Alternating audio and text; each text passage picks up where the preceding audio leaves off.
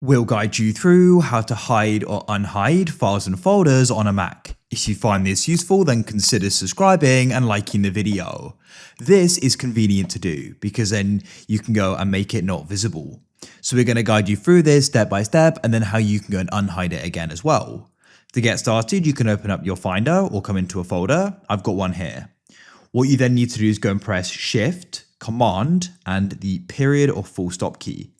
Now, what you need to do is you need to go and find the file or folder you want to hide, go and select it. You can then right click on it or click on it with two fingers and you need to press rename. Press the left arrow key and go and put a full stop or dot at the start and go and press enter. It'll then go and say, are you sure you want to go and do it? It'll go and make it invisible, press use dot. And then what you can do is go and press Shift, Command, and the dot or period key, and they'll go and be hidden, as you can see. Do that again to go and unhide it, and you can go and rename it and remove the dot to go and make it visible again. You can see I now have, I'll press enter, and it'll then go and remain visible. Leave a like if you found this useful.